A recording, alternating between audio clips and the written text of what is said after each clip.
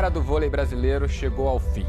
A era Bernardinho. Depois de 22 anos de muitas vitórias, resultados impressionantes, 2 campeonatos olímpicos, o inquieto treinador deixou a seleção.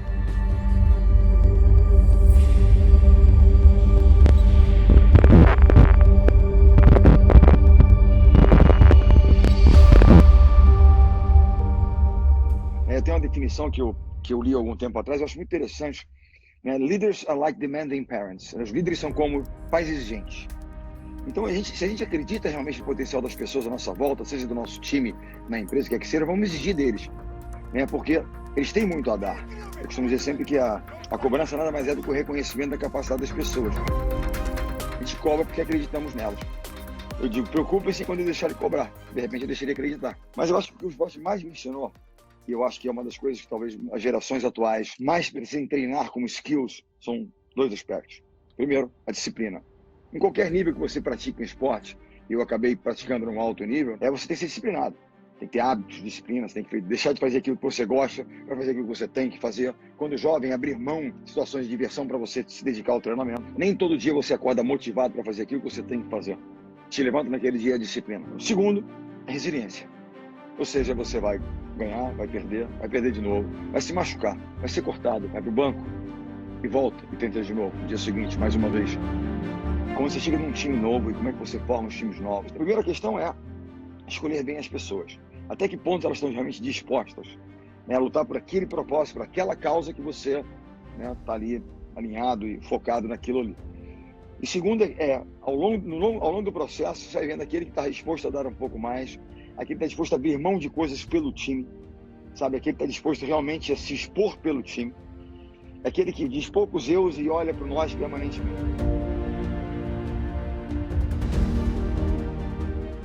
Se nós temos como valores, premissas fundamentais, que nós, primeiro, trabalhamos muito, eles podem over-talent, serem mais talentosos que nós, mas não vão trabalhar mais do que nós, vamos treinar muito e se dedicar muito. Então, trabalho, dedicação, determinação é um valor, é um princípio da nossa cultura muito forte. Team First Attitude, time por primeiro, é um valor do nosso time.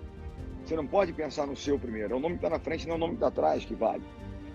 Eu acho que o merecimento é aquela a base de convicção de que você vai conseguir no final da história. É duro, vai ter uma série de nãos, vai ter uma série de senões, vai ter uma série de momentos que vai pensar em ir para o quarto e desistir, mas o merecimento te fortalece. Eu fiz tudo aquilo que era possível e necessário. Eu estudei como eu deveria estudar, me preparei como eu deveria estudar, escolhi as pessoas, fui, erramos, tentamos de novo, consertamos, aprendemos.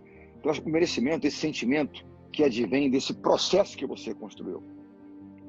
Eu costumo dizer que o merecimento ele se contrapõe a um certo arrependimento daquele momento. Você vai, poxa, se eu tivesse dado um pouquinho mais. Sabe aquela história que você vai bater o pênalti, se o goleiro fica enorme, o gol fica menor e a bola não vai entrar, porque você tem dúvidas se você fez aquilo que deveria ter feito, você se entregou da forma que deveria ter se entregue no processo. Líderes são storytellers. No dia 29 de agosto, dia da final olímpica, eu tinha apertado os caras muito tempo. Eu fui baixando, tornando mais cedo os treinamentos, de 9 passou às 8, de 8 passou às 7. Começou a ser realmente duro o negócio.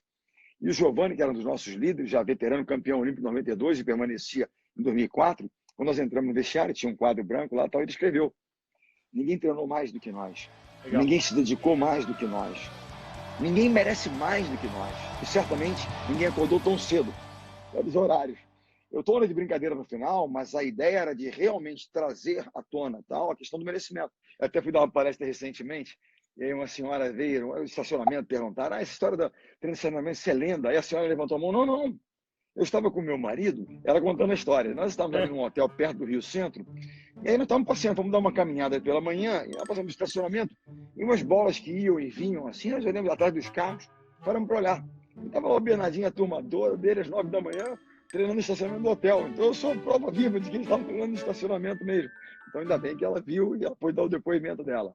2-0 contra a Rússia, em 2012. 21-19 no terceiro set, o ouro a 4 pontos nas nossas mãos e nós perdemos a partida.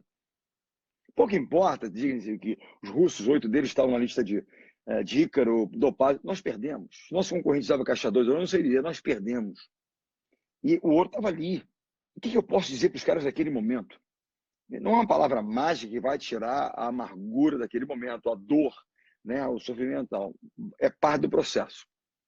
A coisa que é mais importante, eu diria, se um líder, né, a pessoa tem um líder está ali junto, um orientador, um pai, muitas vezes eu não sei o que dizer, mas eu tenho que estar perto. Eles têm que saber que eu estou com eles naquele momento, que no dia seguinte eu serei o mesmo Bernardinho, eu vou levantar, eu vou cobrar, eu vou treinar. O fato é, nós temos que mostrar que nós teremos outra chance e nós temos que estar mais preparados. Que essa derrota sirva como uma grande lição. Naquela história, nunca se perde quando se aprende. Você perdeu, mas se você aprendeu, você vai voltar melhor. Mas o primeiro passo a ser dado, quando você volta, né, para você e olha para dentro e fala, é assumir responsabilidade. Eu acho que eu sempre tive uma preocupação muito grande com pessoas, né? Eu talvez tenha me tornado mais, talvez pela experiência, mais sensível em entender mais os momentos e não tratar todos os momentos de todas as pessoas da mesma forma. Vamos para o pau, sarrafo alto e vamos embora, que a meta está lá em cima. Entender que há momentos, entender que há gerações. Em 2015, vi uma experiência muito interessante com o Bruno, meu filho, que entrou no meu quarto numa madrugada, no centro de treinamento de Saquarema, e me disse, não adianta você imaginar que a forma, a metodologia que você desenvolveu há 16, 20 anos atrás, ela é a melhor para essa nova geração. Não são as mudanças, é a velocidade com que elas acontecem, inclusive de gerações. Foi claramente, ele veio me questionar, nós temos que mudar a forma de lidar com essas pessoas de uma nova geração. Elas não são melhores, elas não são piores, elas são diferentes. E aquilo me levou realmente a um questionamento de eu preciso estudar, eu preciso ler, eu preciso entender de que forma eu posso dar um feedback mais assertivo, construtivo, trabalhar mais a autoconfiança de uma geração que precisava disso e que não era movida a desafios permanentes como a geração anterior tinha sido. Então, talvez essa tenha sido a grande mudança. E ela veio de inputs externos e internos.